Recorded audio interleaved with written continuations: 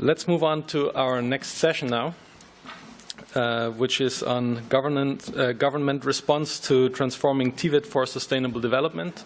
And we have a panel discussion for that, which is moderated by David Achuarina, the director of the Division for Policy and Lifelong Learning Systems at UNESCO. And I would like to call the panelists on stage. For this session, we have Mr. Peter Thiele, who is the Deputy Director for VET Policy at the Federal Ministry for Education and Research in Germany. We have Ms. Amina Idris, Acting Director of the National Board for Technical Education Center for Excellence for TVE in Nigeria. Mr. Victor Hugo Diaz Mora, Head of International Cooperation, Instituto Nacional de Aprendizaje in Costa Rica. Ms. Snejana. Puis nous avons également Monsieur Snežana Marković, qui est ministre assistant pour l'éducation secondaire et de l'éducation des adultes du ministère de l'Éducation, des Sciences et du Développement technologique en Serbie. Et enfin, Monsieur Jamal Eddin El Aloua, qui est secrétaire général du département pour la formation professionnelle au ministère de l'Éducation et de la formation professionnelle au Maroc. Merci, bienvenue à vous tous et j'aimerais maintenant passer la parole à David. Merci. Et encore une fois, bonjour à tous. C'est un grand plaisir pour moi de présider ce premier panel. Et j'aimerais donc souhaiter la bienvenue aux participants, aux 5 participants qui m'accompagnent ici, qui sont à ma gauche et à ma droite sur ce panel. Alors, nous aimerions discuter sur la jeunesse et sur la compétence. Et nous nous sommes demandé comment démarrer cette discussion. Nous pensions qu'il serait pertinent de voir un peu quelles sont les différentes stratégies politiques dans différents pays pour identifier les stratégies définies par ces pays-là, par leur gouvernement, afin de mieux inclure les jeunes dans le monde du travail, le FTP étant un outil très important d'inclusion. Nous savons que le FTP peut contribuer à l'inclusion sociale, à la cohésion sociale et au développement durable. Évidemment, nous avons affaire à différents pays qui n'ont pas toujours le même niveau de développement du système FTP. Et c'est pour cela que nous avons choisi d'inviter des participants ayant des expériences dans diverses régions du monde, à savoir l'Afrique, le Moyen-Orient, l'Europe, mais aussi l'Amérique latine.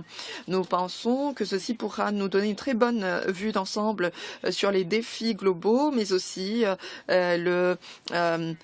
nous permettront de voir quelles sont les différentes réponses politiques. Nous aimerions donc tout d'abord présenter M. Peter Thiele, l'invité à la parole, qui encore une fois est le député directeur pour les politiques d'éducation et de formation professionnelle en Allemagne, auprès du ministère fédéral de l'éducation et de la recherche. Vous savez que l'Allemagne, très souvent, est considérée comme étant un pays ayant mis en place une stratégie EFTP ou un système EFTP qui est très prometteur. L'Allemagne a également mis en place un système d'éducation et de formation duel qu'il va donc nous expliquer plus avant. Madame Kazouré, Monsieur Kazouré est secrétaire exécutif au Nigeria pour l'éducation technique et professionnelle. Le Nigeria, comme nous le savons, est une des économies des pays les plus puissants d'Afrique et qui a également mis en place un système EFTP très efficace et qui a fait ses preuves. Nous avons donc tout l'honneur d'avoir l'opportunité de parler ici, d'entendre parler Monsieur Kazoré de l'expérience que le Nigeria a accumulée à travers le temps. C'est un pays qui essaye aujourd'hui de diversifier ses ressources économiques et c'est donc dans ce cadre qu'il serait très important d'entendre ses propos. Ensuite, de Costa Rica, nous avons Victor Hugo Diaz Mora, qui est directeur de la coopération internationale de l'Institut national de l'apprentissage au Costa Rica. Bienvenue encore, Monsieur Diaz Mora. Et pour nous, il était essentiel d'avoir un représentant de l'Amérique latine sur ce panel, car c'est une région qui a déjà accumulé une vaste expérience sur le FTP et c'est un pays qui a mis en place un réseau important d'agences spécialisées dans ce domaine. Votre expérience compte déjà plusieurs années et nous sommes donc impatients d'entendre vos expériences et vos approches qui vous a permis de faire avancer ce système de formation. Ensuite, je reviens à l'Europe avec Monsieur Snežana Marković, qui est ministre assistant pour l'éducation secondaire et l'éducation des adultes auprès du ministère de l'Éducation, des sciences et du développement technologique en Serbie. Il est important de rappeler que l'UNESCO a une approche globale et que les objectifs de notre stratégie sont universels et ceci est une nécessité vu l'enjeu. Enfin, nous avons Monsieur Jabin El Awa, qui est secrétaire du ministère de l'enseignement et de la formation professionnelle du Maroc. It's also essential for us to have this perspective. Alors pour nous, il est très important d'entendre cette perspective de la région nord-africaine, car en effet, à chaque fois qu'on parle de chômage des jeunes, la région nord-africaine fait face peut-être à un des plus grands défis dans ce domaine. Cette région est confrontée à une forte augmentation de la population qui n'est pas toujours compatible avec les politiques menées jusqu'ici. Nous sommes donc très heureux d'accueillir M. Jamal Eddine El Awa et nous sommes impatients de l'entendre parler des approches marocaines. Nous savons que le Maroc compte également des expériences très diversifiées et vastes concernant le FTP, que ce soit dans le domaine de l'éducation duale ou de la formation professionnelle. Alors, pour organiser la discussion, j'aimerais tout d'abord demander à chaque participant, je vais leur poser trois questions qu'ils vont donc répondre une à une. Et évidemment, je vais vous demander de rester concis et de répondre à ces questions en 6 à 7 minutes pour que nous puissions nous échanger avec l'audience. Alors les trois questions sont les suivantes. Premièrement, nous aimerions que vous nous donniez un bref aperçu des défis, mais aussi des opportunités se présentant dans votre pays quand il s'agit de la jeunesse, du chômage, mais aussi les défis concernant la transition vers une économie verte. Et puis, nous aimerons également que vous parliez de la disparité des genres et de l'élimination de cette disparité. Ensuite, nous aimerions voir avec vous quelles sont les actions que vous avez entreprises et que vous entreprenez afin de promouvoir l'équité, donc l'équité entre les genres, mais aussi la transition vers une économie verte. Et la troisième question se porte sur la contribution de vos activités et de votre système EFTP aux objectifs de développement durable, c'est-à-dire comment l'EFTP peut-il contribuer aux objectifs de développement durable de 2030, vu votre contexte national. Voilà donc les trois éléments sur lesquels nous aimerions discuter avec vous et vos réponses, j'en suis sûre, nous permettront de nous échanger avec tous les participants, toutes les personnes présentes de la salle. J'aimerais donc passer la parole tout d'abord à M. Peter Thiel. Merci beaucoup. Alors, avant de répondre à vos questions, j'aimerais tout d'abord dire quelques mots concernant notre coopération avec l'UNESCO et en particulier UNEVOC. Je suis très heureux qu'au sein du ministère fédéral de l'Éducation et de la Recherche, nous soyons un des sponsors et un des contributeurs au programme de l'UNEVOC ici en Allemagne. Nous avons participé à un certain nombre de discussions et nous sommes également très heureux que l'UNEVOC soit ici en Allemagne. Et comme nous le voyons aujourd'hui, UNEVOC est devenu un success story grâce à son engagement, grâce à un vaste réseau dans le monde, mais aussi grâce à une très bonne coopération avec les différents partenaires. Alors, je vois ici également des partenaires qui n'appartiennent pas forcément à l'UNESCO, comme par exemple l'Union européenne, mais qui contribuent également à cela. L'Europe a également mis en place une plateforme. Une plateforme de discussion, un réseau d'échange en ce qui concerne l'enseignement de la formation et la formation technique et professionnelle. Nous sommes convaincus du fait que le FTP est une des clés du développement, mais aussi de l'inclusion des jeunes une fois qu'ils ont fini leur formation.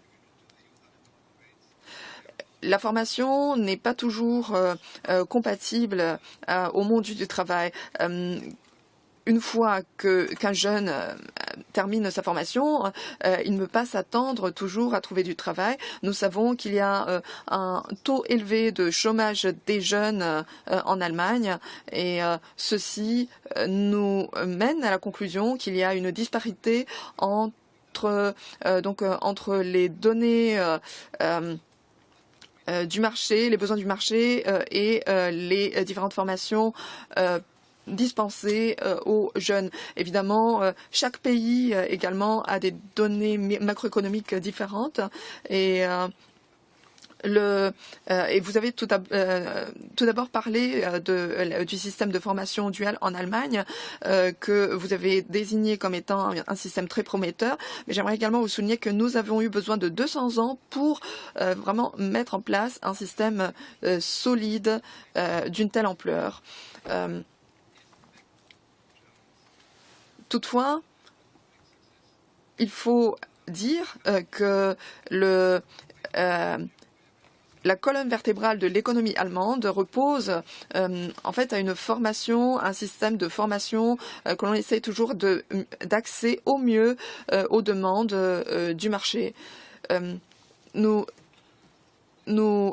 avons chaque année 250 000 jeunes qui ne peuvent pas être intégrés dans la formation professionnelle et qui doivent passer par une formation transitionnelle, ce qui représente donc un grand défi pour nous.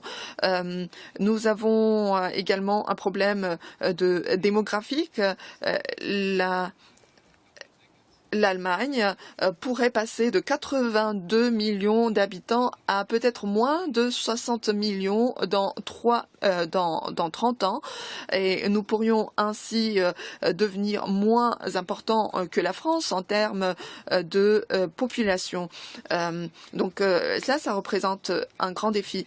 Un autre défi auquel nous faisons face concerne la compétition, donc la compétition que se livre, la rivalité entre la formation professionnelle et l'éducation, la formation universitaire. De plus en plus de jeunes aujourd'hui se tournent vers la formation universitaire et nous voyons que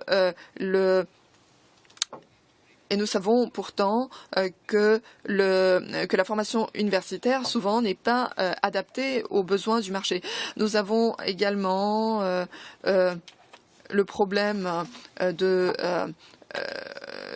jeunes qui ne finissent pas l'école et nous essayons en fait de les attirer vers la formation professionnelle pour qu'ils ne rattrapent pas ou ne compensent pas seulement donc les 2 années qui leur manquent jusqu'au bac, mais aussi de leur donner une possibilité de devenir créatif, de devenir un entrepreneur. Et c'est donc un attrait très important à l'EFTP. Ce qui est également important à savoir, c'est que nous avons un système de qualification à savoir 320 types de qualifications qui sont dispensées par l'industrie, par exemple, et qui, dans d'autres pays, ne pourront être atteintes que par une étude universitaire. À savoir, par exemple, les qualifications bancaires ou encore des qualifications techniques. Nous avons vraiment toute une palette de qualifications que les jeunes peuvent tout de même acquérir sans avoir fréquenté les universités. Nous les motivons de cette manière. Nous leur disons que cette qualification est également reconnue par le marché, quelle que soit votre origine. Ensuite, nous avons également des activités ou des initiatives d'excellence et nous avons également combiné le lancement de la stratégie de l'EFTP. Nous sommes heureux que vous ayez combiné le lancement de la nouvelle stratégie EFTP à cette journée mondiale des compétences des jeunes. Nous, en Allemagne, essayons encore de trouver des solutions dans différents domaines, comme par exemple celui de l'évolution des carrières. Nous avons certes un système de qualification, mais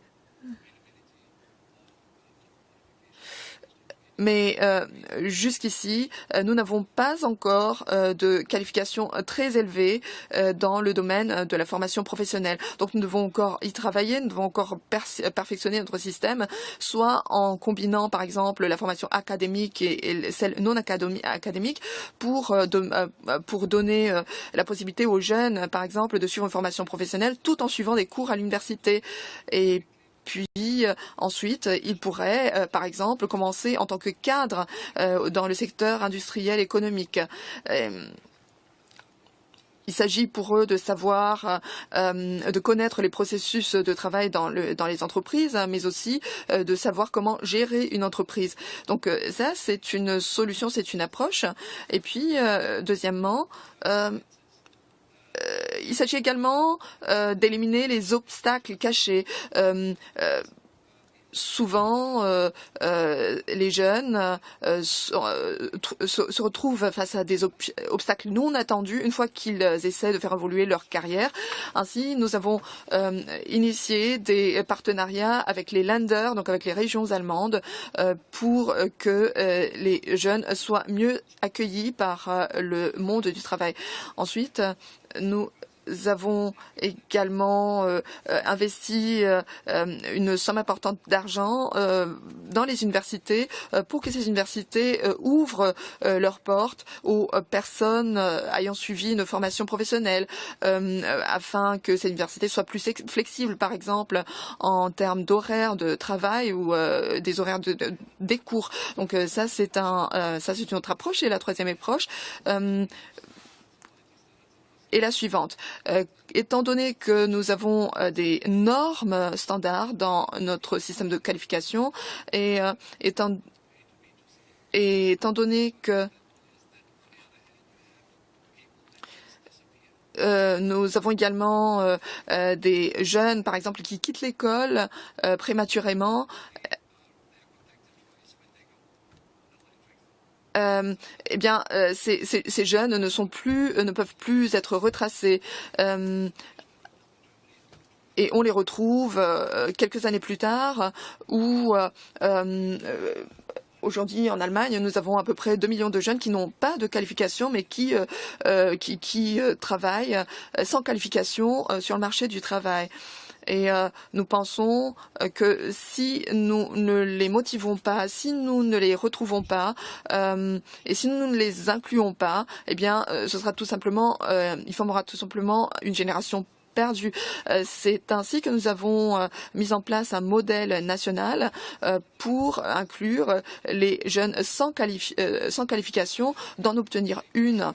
Nous travaillons pour ceci avec la Chambre des métiers, dont un représentant est également présent ici parmi nous, et nous travaillons également avec le secteur privé. Donc, il s'agit là d'un partenariat public-privé que nous avons lancé et qui a déjà fait ses preuves. Bon, je ne vais pas m'étaler, mais je vais peut-être terminer en vous présentant une très bonne initiative sur laquelle nous travaillons ici en Allemagne, une stratégie qui s'appelle Education Change. Souvent dans les écoles, certains, donc des élèves qui viennent d'un environnement social instable, par exemple, font face à différents problèmes.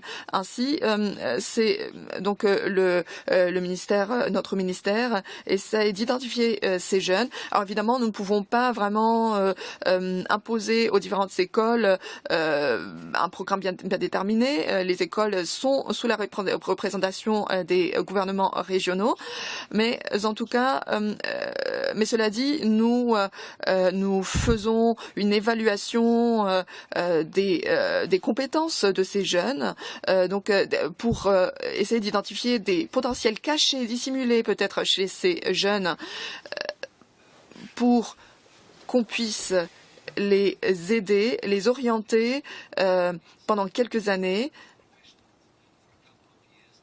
Nous les accompagnons à travers des professionnels pendant quelques années en nous arrangeant avec leurs familles afin que ces jeunes obtiennent tout de même un certificat professionnel.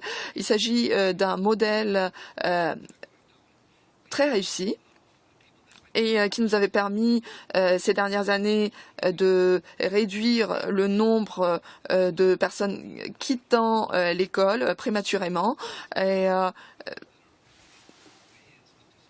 nous savons que accompagner des jeunes en difficulté permet également d'exploiter leur potentiel et nous pensons que ce modèle pourrait servir également dans le cadre de la gestion des flux d'immigrés qui vous le savez peut-être, compte 1 million de personnes, plus d'1 million de personnes en Allemagne. Et une grande partie d'entre eux ont moins de 25 ans et cela requiert donc de nous une solution adaptée. Évidemment, ces jeunes nous présente pour nous un très grand défi, car souvent ils n'ont aucune qualification antérieure et ensuite ils ne parlent pas non plus l'allemand. Nous essayons donc de les orienter, de les conseiller. Nous établissons leur profil. Nous leur faisons passer un test pour savoir, pour connaître un peu leurs connaissances ou leurs compétences. Et sur la base de ces résultats, nous mettons en place un programme de développement, de formation.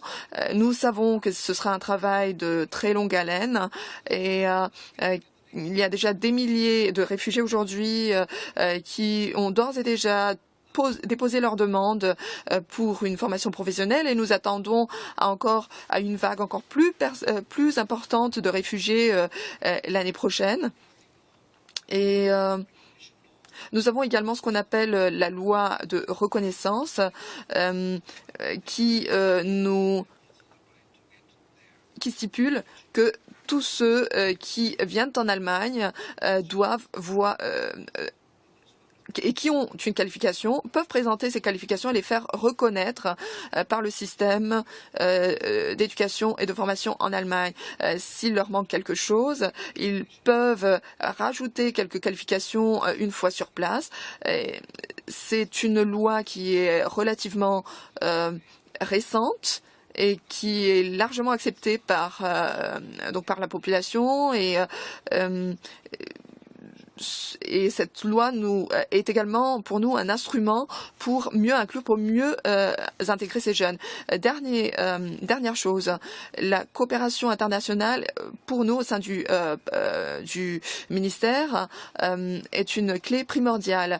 Nous pensons qu'une coopération avec l'UNESCO est importante non pas seulement pour avoir un réseau de partenariats, mais aussi afin de nous inspirer à toujours optimiser nos programmes scolaires, universitaires. Nous avons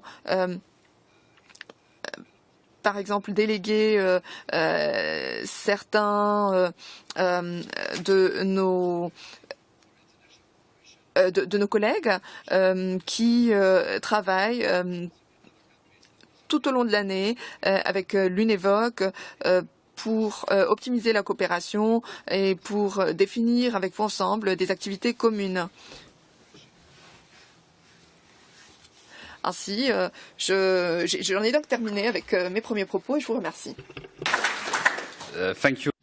Merci beaucoup, Monsieur Thiel, pour ces perspectives très complètes. Je voudrais dire 2 ou 3 points que vous avez dit, plus ou moins, qu'il est très important d'avoir un développement d'une articulation et aussi d'avoir un apprentissage dans les différents segments de système d'éducation et de formation.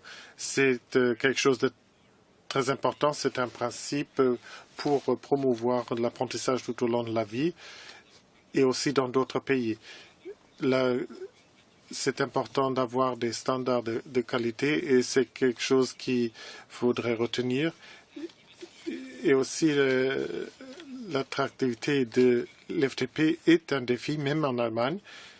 Et c'est un défi mondial, si vous voulez. Et il faudrait savoir comment on pourra promouvoir l'FTP et son attirance. Et il y a aussi la reconnaissance d'avoir l'apprentissage par des expériences et de vraiment promouvoir le développement social et aussi d'avoir l'apprentissage tout au long de la vie qui est très important quand on voit les politiques de l'FTP. Ce qui était très important, c'était aussi le point de prévenir qu'il n'y a pas trop de jeunes qui partent prématurément. Cela est le cas dans beaucoup de pays en Europe, mais aussi au-delà. Et cela, on pourra le discuter. Et aussi, je voudrais souligner ce dernier point que vous faisiez sur la mobilité et la reconnaissance des qualifications d'autres pays. C'est un principe très important de l'UNESCO. Nous sommes en train de promouvoir ce principe de l'éducation universitaire et nous regardons le fait comment nous pouvons approcher ce fait pour cette éducation professionnelle. Donc nous sommes très intéressés par ces expériences et d'avoir ce nouveau droit en Allemagne. Merci beaucoup pour tous ces points. Maintenant, je voudrais me pencher à Madame Amina Idriss pour la perspective du Nigeria. Bonjour. Au Nigeria, il y a 177 millions et nous avons vraiment des difficultés. Nous avons des difficultés en ce qui concerne le chômage des jeunes. Et vous êtes d'accord que c'est un domaine, la stratégie FTP, c'est très important pour nous, puisqu'en ce moment, le gouvernement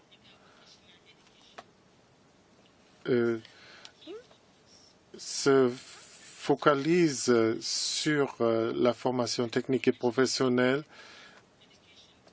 et il y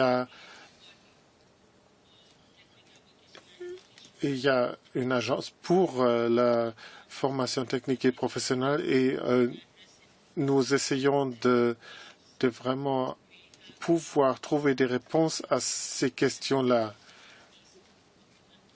Au nord-est du pays, nous avons des difficultés et aussi très au sud.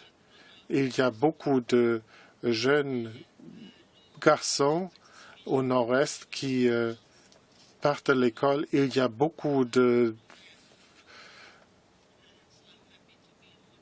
filles aussi au nord et c'est là d'où je viens. Donc j'espère pouvoir être un bon modèle pour ces jeunes-là.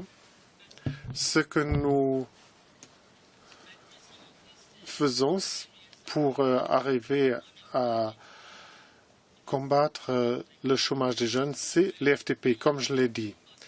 Et nous nous focalisons, nous nous concentrons aussi sur les compétences et l'éducation et la formation pour les compétences, pour vraiment avoir des compétences pour ces jeunes, pour que ces jeunes peuvent vraiment pouvoir mener leur vie et être nommés. Il y a le parti de l'éducation dans les universités et il y a aussi des standards qui ont été mis en place dans ces parties-là. Nous avons un cadre des qualifications qui a été approuvé par le Conseil en 2003. Et en 2006-2007, le ministre de l'Éducation a établi des institutions et l'innovation et ces institutions-là. Et cela fait partie des PPP, partenariats publics et privés. Donc cela s'est déjà fait. Nous avons, en ce qui concerne les institutions, on a dû les réformer pour avoir une bonne autonomisation de nos jeunes. Et il faut vraiment établir des centres pour les jeunes entrepreneurs dans ces institutions. Et dans ce domaine, nous avons un lien avec le secteur formel, puisque nous avons le non formel, nous avons donc le gouvernement qui a vu que c'est très important de voir le secteur informel et formel. C'est-à-dire, on a coordonné tout cela puisque nous avons vu que plus de 90% de l'FTP se fait dans cette partie-là. Et quand on regarde le scénario de très près, on voit que ceux-là sont les jeunes qui contribuent à l'économie du pays. Quand il y a un petit problème avec un plombier, avec un électricien, on voit que vous avez les compétences, mais peut-être il va falloir les relier pour qu'ils soient vraiment fassent partie des secteurs formels. Donc, si nous avons les bons liens, cela peut se faire. Un autre défi que nous devons relever, c'est qu'il n'y a presque pas d'industrie. Donc, nous n'avons pas ce lien important. Et l'expérience pratique peut se faire seulement dans ce domaine-là si nous avons un bon lien avec les industries. Donc, les qualifications professionnelles, et cela a déjà dit par mes collègues, il faut reconnaître ces apprentissages. Donc, on peut évaluer les compétences de ces jeunes et ils peuvent avoir une sorte de progrès. Nous avons vu qu'avec l'FTP, il faut ouvrir l'accès et avoir beaucoup de jeunes qui peuvent faire partie de ces formations. Et nous sommes en train de faire des recherches pour les outils ICT pour avoir l'accès à la FTP. Et pour qu'il y ait un apprentissage ouvert et flexible, c'est ce que nous voulons promouvoir. Nous avons vu qu'il y a beaucoup d'écoles polytechniques et c'est là où nous menons des pilotes pour pouvoir entamer avec ces approches innovatrices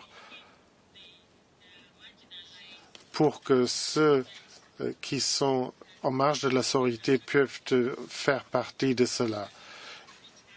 Et c'est là où on peut vraiment atteindre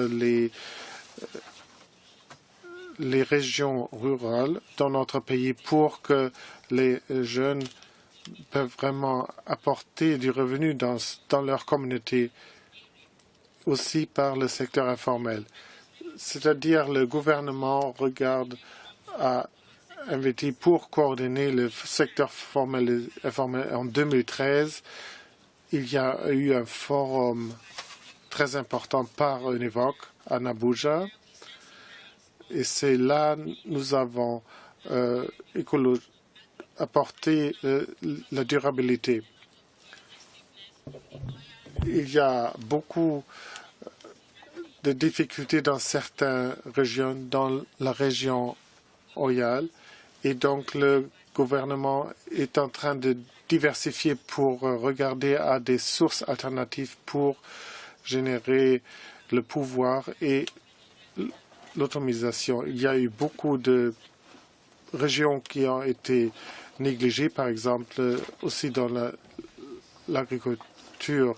Il y a tellement d'enfants qui ne sont pas à l'école, qui doivent être à l'école, puisque c'est là où notre avenir, nous voyons que ces jeunes vont simplement être dans la rue. Et on veut vraiment éviter d'avoir encore plus de difficultés dans notre pays. Donc, le gouvernement, en ce moment, fait beaucoup de travail pour arriver à combattre la pauvreté et d'attirer des étudiants à nos écoles. Donc, il y a une bonne forme d'éducation et c'est là où on peut trouver des solutions à beaucoup de catégories des étudiants qui sont dans les institutions professionnelles et l'innovation en prenant en compte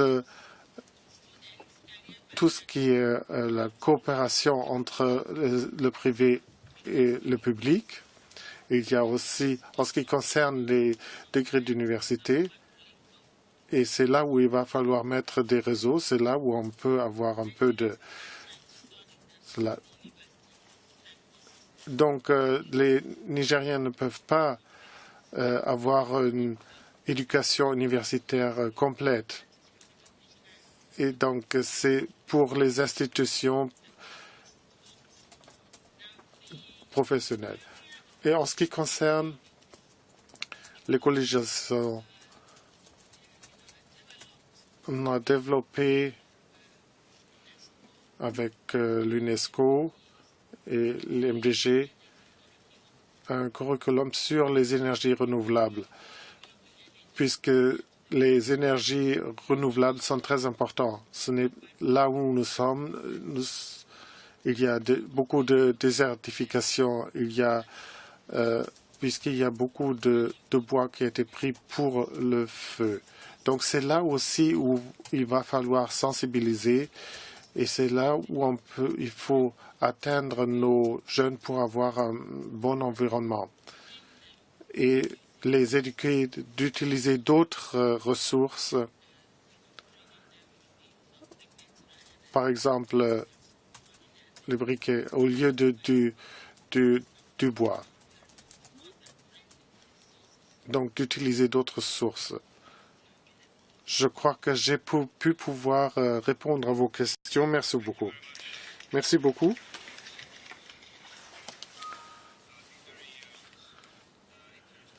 Ce qui était très intéressant, c'est l'expérience de Nigeria en ce qui concerne les défis, puisqu'il y a beaucoup de chômage parmi les jeunes. Il y a aussi un défi en ce qui concerne les femmes et les jeunes filles au nord du pays. Et ce qui est intéressant, c'est les initiatives de politique en ce qui concerne l'éducation et la formation professionnelle, la définition des qualifications du cadre de qualification. C'est quelque chose que nous voyons dans beaucoup d'autres pays. En ce qui concerne PPP, Public-Private Partnership, c'est une option de politique pour promouvoir et développement l'enseignement d'une manière qui est axée au marché. Et ce qui est important aussi, c'est les ICT. C'est très important. C'est quelque chose pour développer l'FTP. Y inclut la population dans des régions ruraux. Et finalement aussi l'expérience du Nigeria en développement un curriculum dans les énergies renouvelables. C'est très important. Et nous sommes ici de l'UNFCCC et cela montre très bien comment l'FTP peut contribuer au changement climatique et aller contre le changement climatique. Merci beaucoup. Maintenant, je voudrais demander à une autre région du monde avec le Costa Rica. Donc, je demande M. Victor Hugo Díaz Mora de nous donner ses perspectives. Donc, vous allez parler en espagnol, oui? Good morning. Thanks to Univoc. Merci à Univoc pour cette initiative. Ma présentation sera en espagnol. Et j'ai un ami qui va me traduire. Vengo de Costa Rica, del Instituto Nacional de Aprendizaje.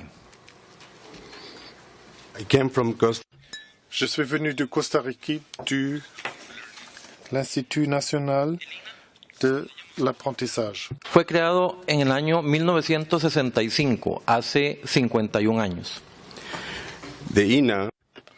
INA a été créé en 1965, donc à 50 ans. Capacitación y formación profesional para jóvenes a partir de los 15 años. Cela a été créé pour former des jeunes de 8 à 15 ans.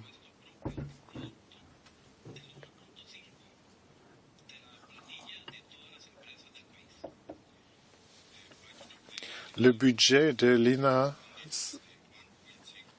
est 1,5% des entreprises.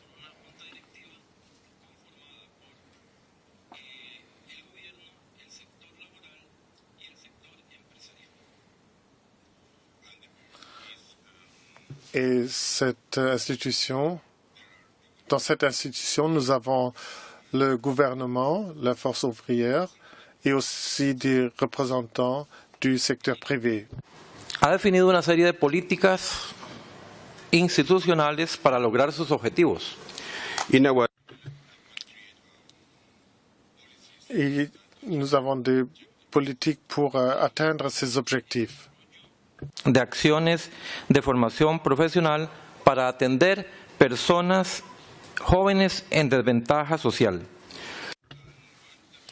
Et un des objectifs, c'est de travailler avec des jeunes défavorisés.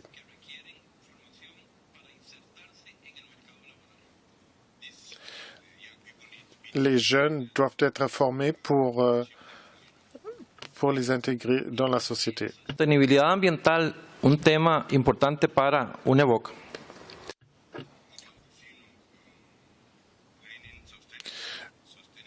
Pour l'écologie, l'FTP, c'est très important pour l'UNEVOC.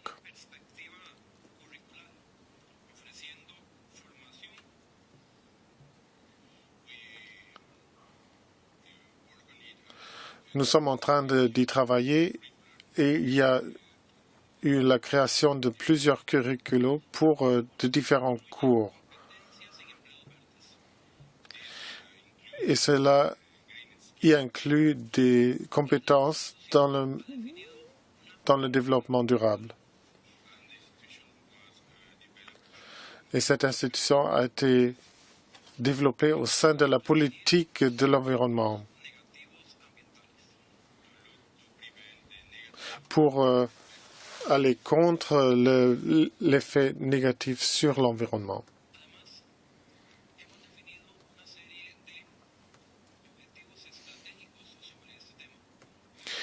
Et nous avons aussi développé des objectifs sur plusieurs domaines.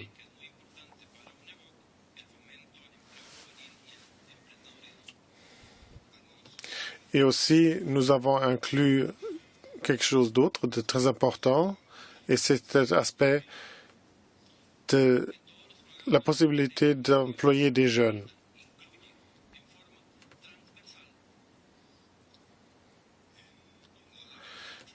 Et dans toutes ces formations, il a inclus de manière transversale les points suivants.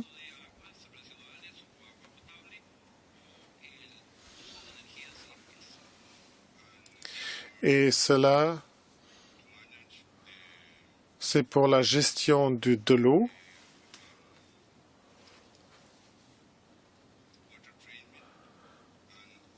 des eaux usées et aussi la gestion des déchets.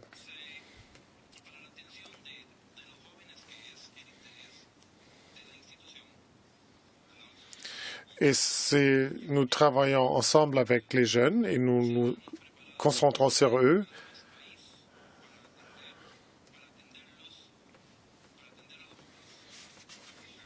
Et nous avons préparé des différentes stratégies pour s'occuper des jeunes.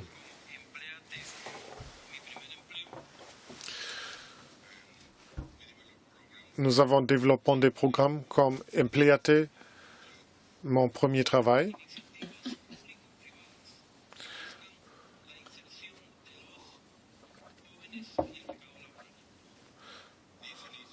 Et cette initiative travaille avec le secteur public et privé pour inclure les jeunes dans la force ouvrière.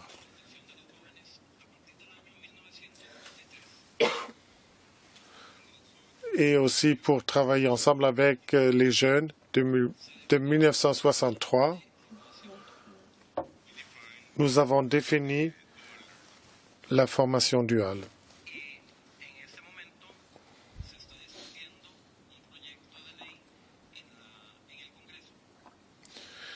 Et en ce moment, nous sommes en train de discuter au Congrès une nouvelle loi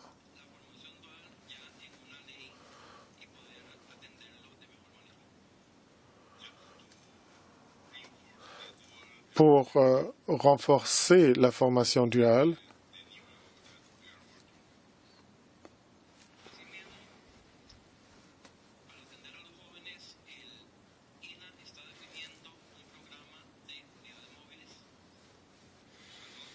et aussi pour aider aux jeunes gens. Nous avons créé de nouvelles unités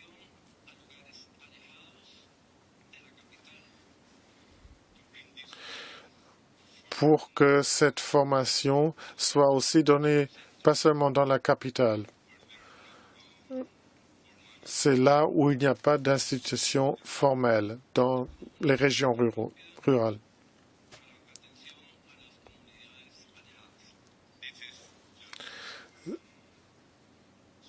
C'est juste pour soutenir les citoyens qui habitent loin de la capitale.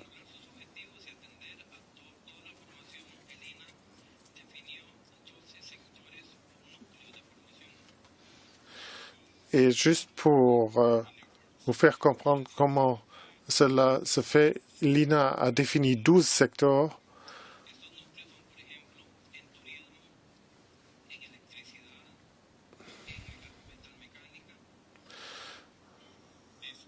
c'est par exemple dans le tourisme, dans l'électricité, dans le traitement des métaux.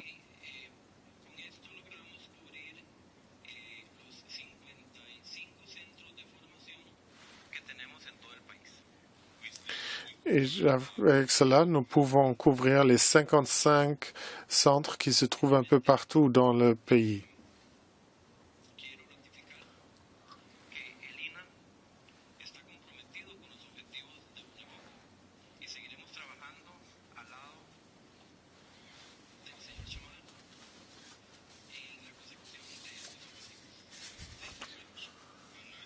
Et je voudrais dire finalement que nous nous engageons et continuons à nous engager avec les objectifs de l'UNVEC et j'espère que nous pouvons travailler très très bien ensemble avec M. Jamal. Merci beaucoup.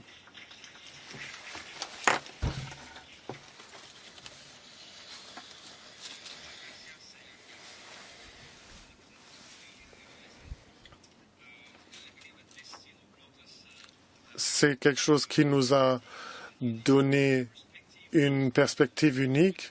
Juste pour vous montrer un ou deux points que nous avions en ce qui concerne le budget avec 1,5% pour pouvoir fonder tout cela. C'est un modèle qui se trouve un peu partout dans les pays latino-américains. Donc, c'est les gouvernements qui se basent sur trois parties, les représentants du gouvernement, les patrons et les syndicats. Donc, c'est un élément très important.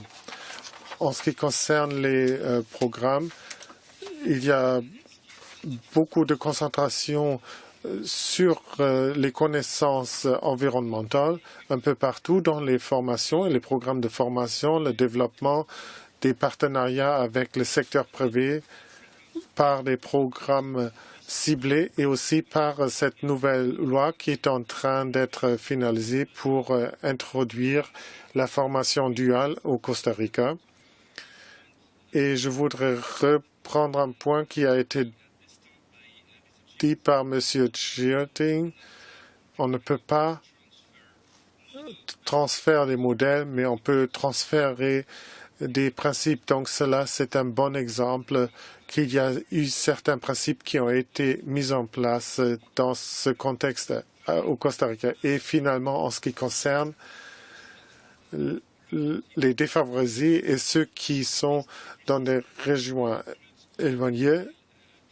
Donc, il y a aussi des unités d'apprentissage mobile et c'est quelque chose qui vaut le coup d'être noté. Merci beaucoup pour cette perspective de l'Amérique latine. Donc, nous revenons en Europe et je voudrais demander Madame Snezana Markovic de nous donner sa perspective sur la Serbie.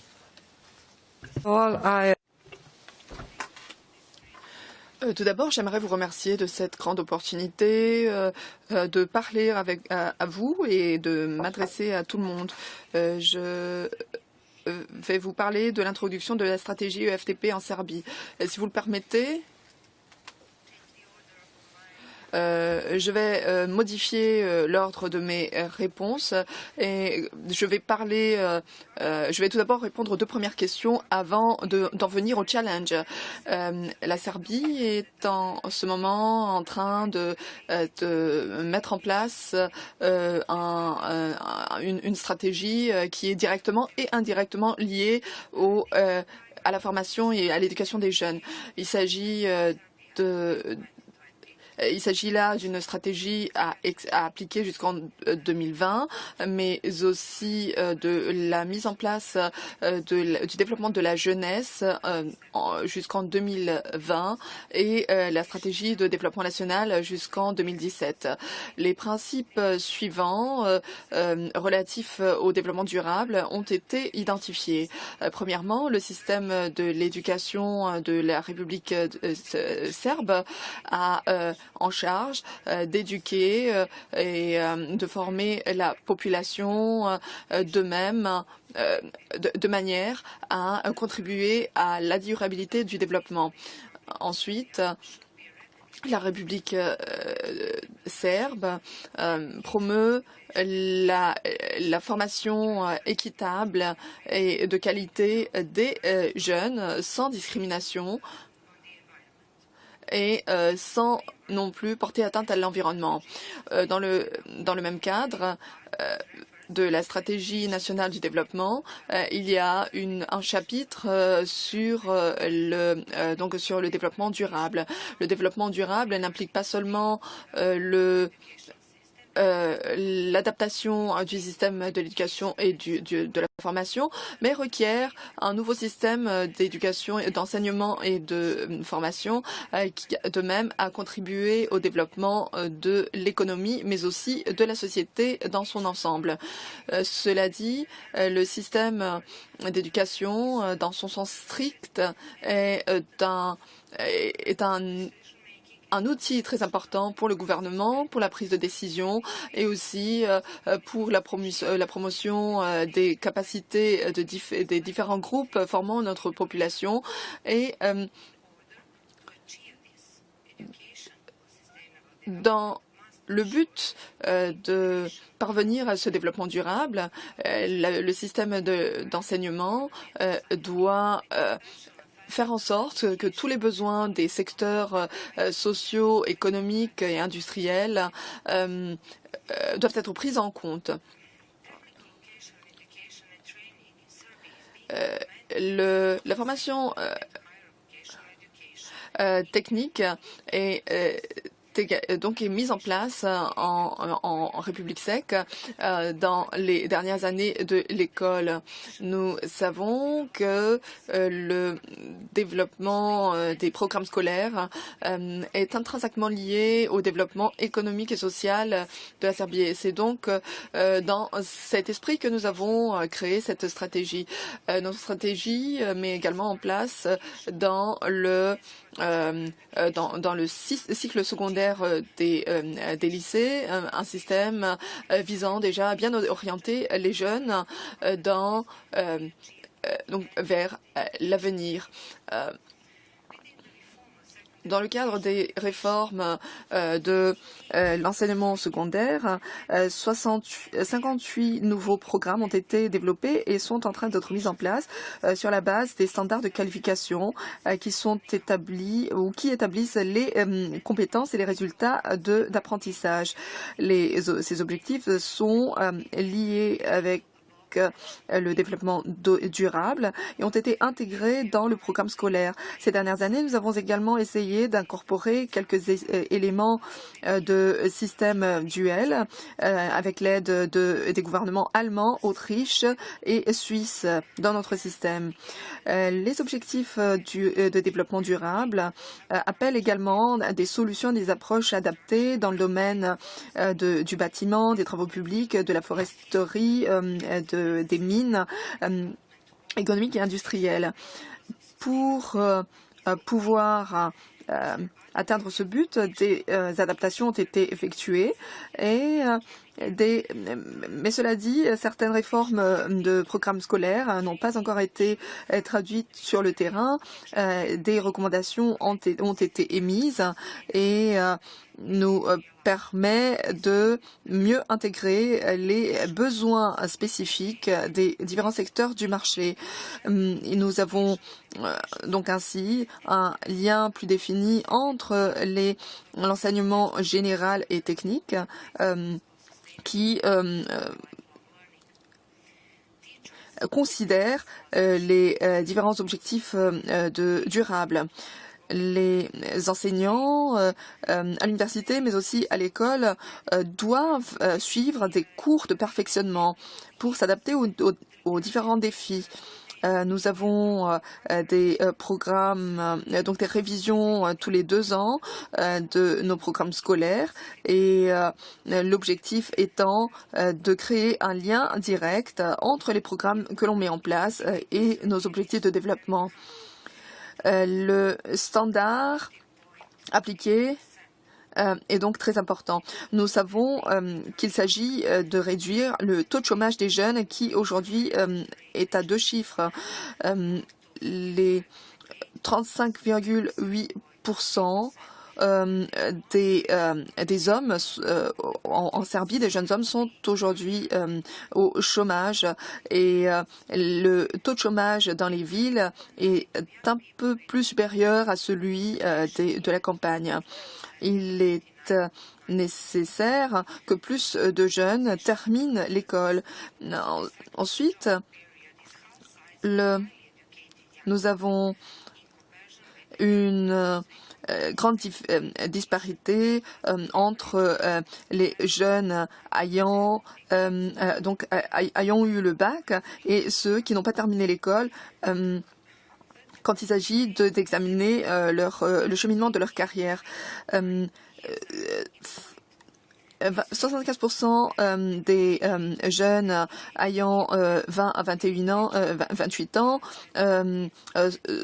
ont un travail, ce qui est assez inférieur ou faible par rapport à la moyenne européenne. Le gouvernement de la République tchèque a adopté une stratégie de synergie afin d'augmenter l'insertion des jeunes. Le FTP est considéré par le gouvernement comme étant une des solutions possibles car il permet de délivrer aux personnes ayant décroché de l'école très jeunes de se qualifier tout de même pour le monde du travail. En mettant en œuvre la stratégie de l'EFTP, nous pouvons nous attendre à une plus importante inclusion sociale, surtout pour les groupes marginalisés et vulnérables. Les plus importants défis, évidemment, se trouvent sur le secteur économique.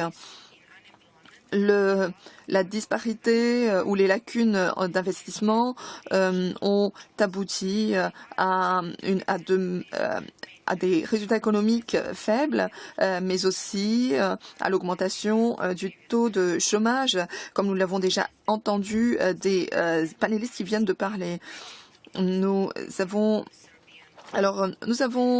également le fait que les technologies de l'information sont très motivants pour les jeunes Serbes, mais d'autres domaines sont encore en reste. Merci.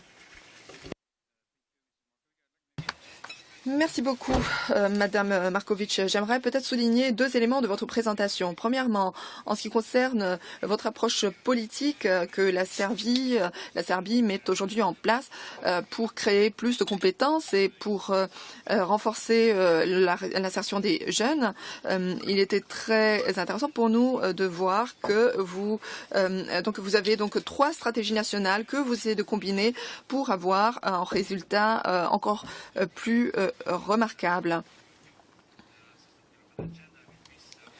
Et cette approche pourrait être intéressante pour d'autres pays, car un principe clé devrait être une cohérence des politiques, des différentes politiques appliquées dans le pays. Le deuxième élément qui m'a interpellé dans le cadre de vos expériences en Serbie, c'est que vous avez parlé de cette approche transversale dans le domaine du développement du système de l'enseignement. J'aimerais encore rappeler que l'UNESCO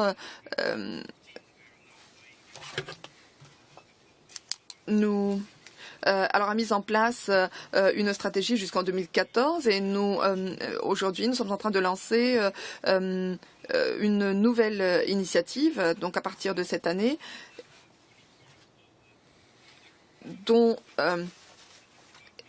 et le développement des systèmes de l'enseignement prônés par l'UNESCO inclut le FTP en tant qu'un outil important. C'était donc très intéressant pour nous de voir que la Serbie a développé à peu près 58 nouveaux programmes scolaires et vous avez également essayé d'identifier lesquels des programmes scolaires peuvent au mieux contribuer au développement économique et au développement durable. Nous voyons donc ainsi que le FTP peut vraiment contribuer au développement durable. Pour le prochain intervenant, je demanderai aux collègues qui ne parlent pas le français de mettre votre écoute. Monsieur Jamal Eddine El Alwa, secrétaire général donc, du département de la formation professionnelle au ministère de l'Éducation nationale du Maroc, pour nous parler et nous présenter l'expérience du Maroc qui, de cette façon, va illustrer également à la fois les défis et les approches dans ce domaine dans la région des pays arabes. Merci beaucoup et je tenais tout d'abord à vous remercier d'avoir impliqué le Maroc directement dans ce panel pour présenter son expérience et les défis qu'il a à relever pour accompagner les jeunes dans le marché de l'emploi. Donc,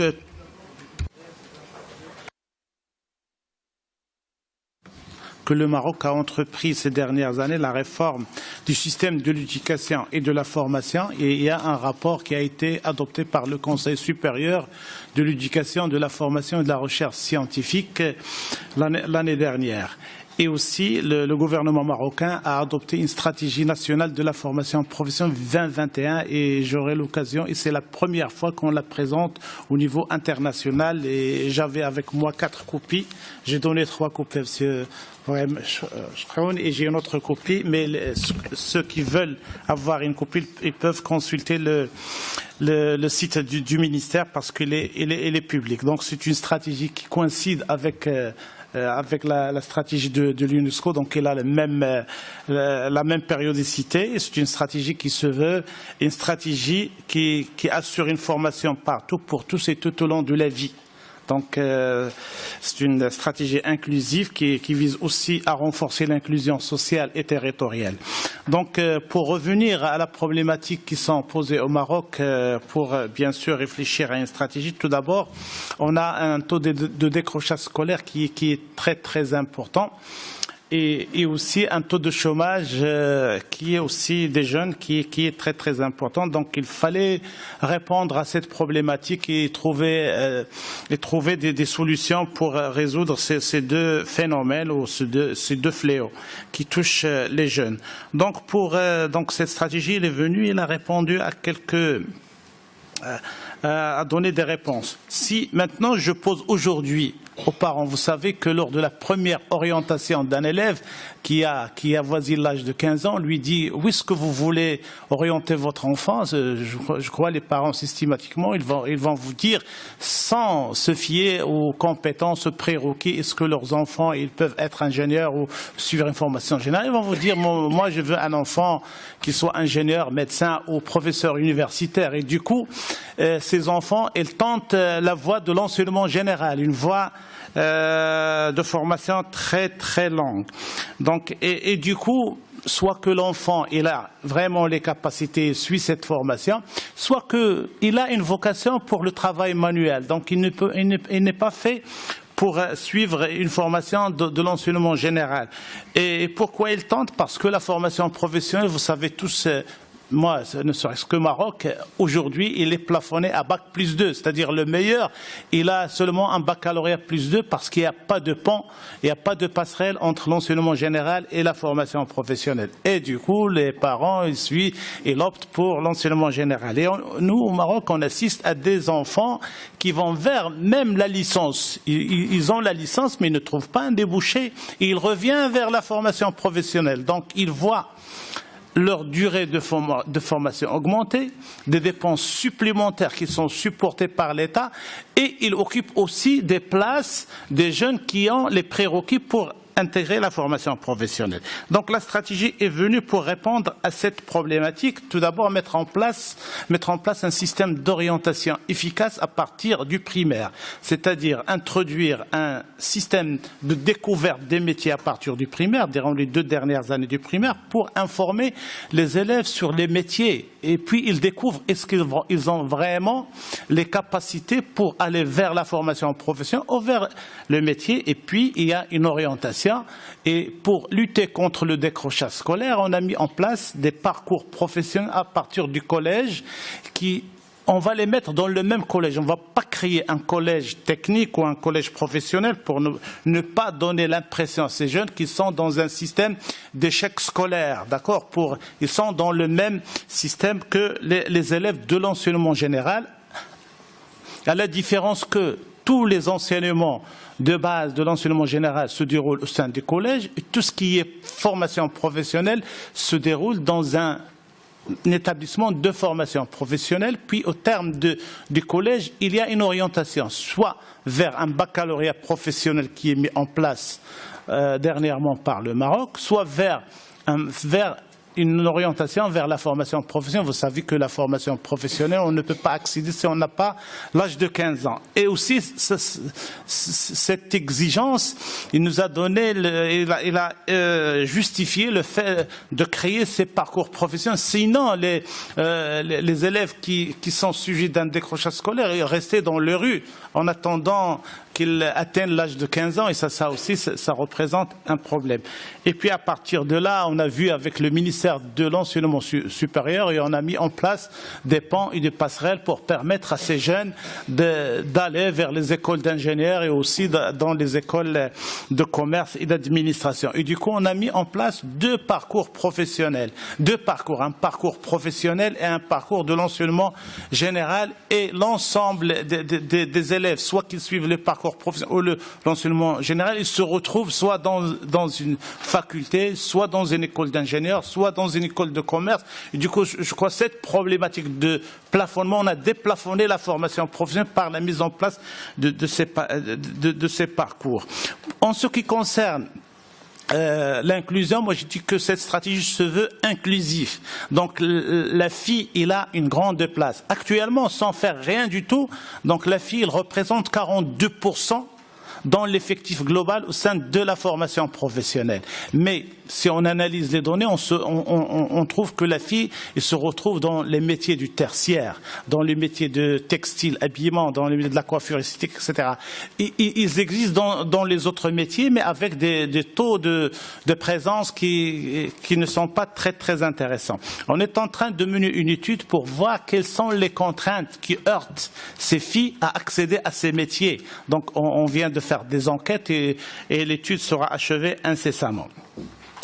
Donc, et puis au niveau formateur, on a 32% des filles qui dispensent la formation dans le secteur de la formation professionnelle. Et aussi pour encourager le genre et élever cette discrimination, on a mis en place toute une structure au sein du ministère qui s'occupe de cet aspect genre, et aussi on a mis des points focaux dans chez l'ensemble des intervenants dans le système de la formation professionnelle. Pourquoi? Parce que le ministère de l'Éducation nationale et de la formation pour les Marocains assure la coordination. Elle élabore la politique en matière de formation professionnelle et elle assure la coordination. Mais il y a 14 départements ministériels qui exécutent la politique de la formation professionnelle au Maroc, et il y a aussi le secteur privé et l'entreprise. Ce qui est très très bien dans toute la démarche, c'est que la stratégie qu'on a adoptée, c'est une stratégie qui a été adoptée par l'ensemble des intervenants, y compris le secteur privé, c'est-à-dire les employeurs des lauréats et aussi les syndicats qui œuvrent dans le Maroc. Donc je reviens à cette stratégie. Donc c'est une stratégie qui a une vision. Donc la vision, c'est une formation professionnelle de qualité partout pour tous et tout au long de la vie, au service du développement et de la valorisation du capital humain et pour une meilleure compétitivité de l'entreprise. Moi, j'ai comparé un peu les axes avec la stratégie de l'UNESCO qui sera présentée. Je crois qu'ils sont similaires et je me réjouis et je suis confiant que le Maroc a entrepris la même démarche. Au niveau de la contribution pour mettre en place l'objectif de l'ODD 4, je crois que le Maroc il est très très bien avancé, surtout que nous avons le Maroc a la charge d'organiser la COP 22 cette année, et on est en train de mettre en place 3 instituts de référence. Au niveau de la stratégie, on a privilégié l'entreprise en tant qu'espace de formation. Pourquoi? Parce qu'on veut passer d'un système de formation résidentielle vers un système de formation où la formation se déroule au sein de l'entreprise. C'est-à-dire on responsabilise l'entreprise dans l'acte de formation. Aujourd'hui, on a 64 établissements qui sont au sein des entreprises et on est en train de mettre en place un nouveau concept où l'État il acquiert le terrain et l'équipe est construite et il délègue la formation aux entreprises. Et dans ce cadre-là qu'on est en train de mettre en place 3 instituts de formation métiers des énergies renouvelables et de l'efficacité énergétique. Et l'avantage de ces instituts, c'est que le jeune, lorsqu'il intègre ces instituts, il a un contrat de pré-embauche. Et juste après la formation, elle est embauchée. Donc ce sont des instituts dans ce domaine des métiers verts qui assurent une formation de qualité et sont gérés par les entreprises parce qu'elles forment en fonction de leurs besoins. Et que les jeunes qui sont formés, ils trouvent directement après la formation un travail. Ils ont un travail et du coup ce problème du taux de chômage sera diminué, atténué dans l'avenir, et on est en train de généraliser. On a un institut similaire dans le secteur de l'aéronautique, 4 instituts dans le secteur de l'automobile et 3 dans le secteur des énergies renouvelables. Et dans cette stratégie qui est adoptée, on va vers une vingtaine d'instituts, c'est-à-dire on va doter chaque branche professionnelle d'1 ou 2 instituts de référence au Maroc. Et merci pour votre attention.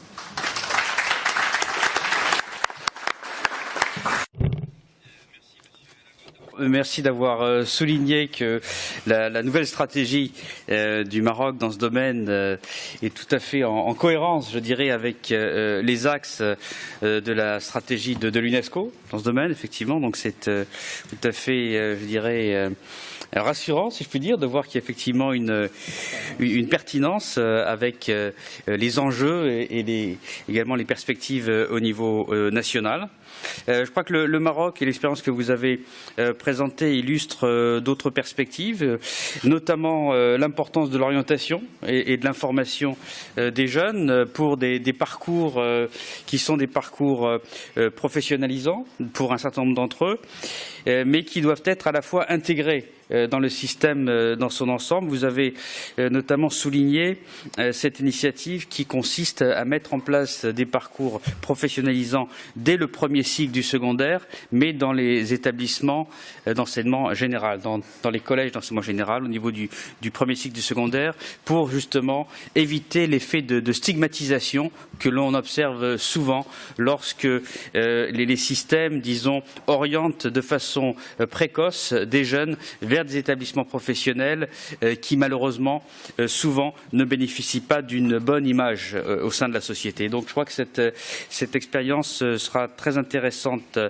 à suivre. Je crois que vous avez également illustré de manière tout à fait éloquente comment la diversification des passerelles avait permis de décloisonner finalement les parcours et d'éviter que les jeunes en situation de formation professionnelle ne plafonnent à un niveau, disons, au niveau de la deuxième année de l'enseignement supérieur. Donc ça, c'est un élément important qui rejoint effectivement des expériences qu'on a vues dans d'autres pays. Donc le développement des passerelles entre l'enseignement général et l'enseignement professionnel est véritablement, on le voit, une des clés, si je puis dire, de la réussite pour promouvoir des parcours dans le cadre d'une éducation tout au long de la vie.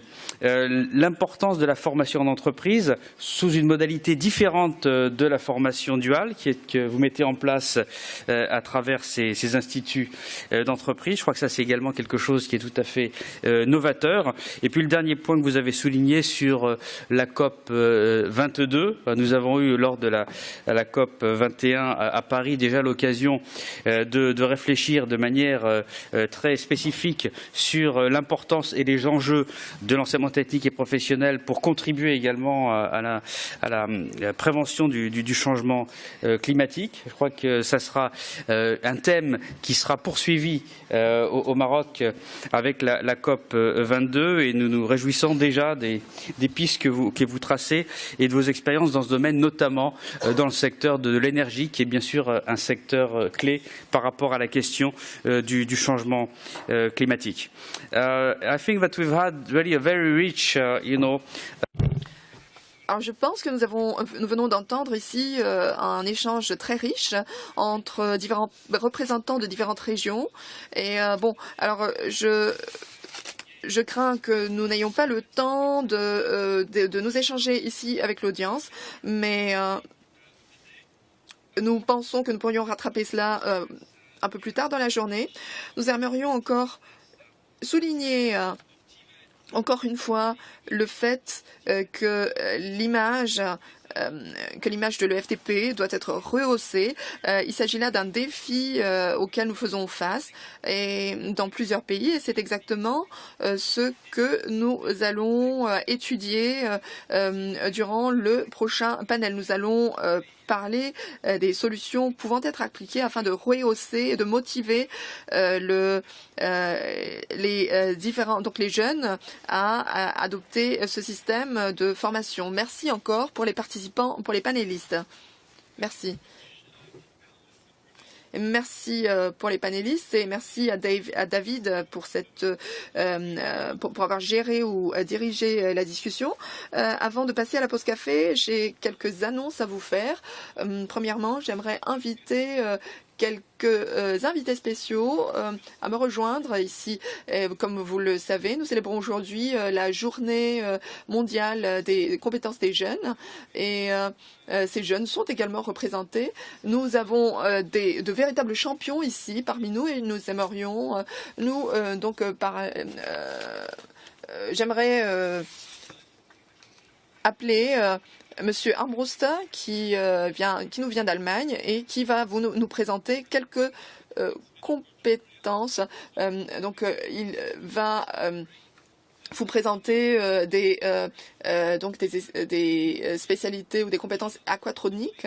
Et puis nous avons également une championne du monde qui a remporté les Olympiades des métiers en 2014 et elle va également nous présenter un nouveau système de traitement des eaux usées en Afrique du Sud. À 3h30, donc de 3h30, 3h30 à 4h, nous avons ici une championne de la Russie qui va nous présenter des spécialités pâtissières. Et vous allez donc pouvoir manger quelques sucreries. Et en dernier lieu, nous allons Parc Deutsch belge, donc de Belgique, qui a remporté les Olympiades des métiers en 2015, et il va donc nous concocter quelques cocktails, qui sont ses spécialités.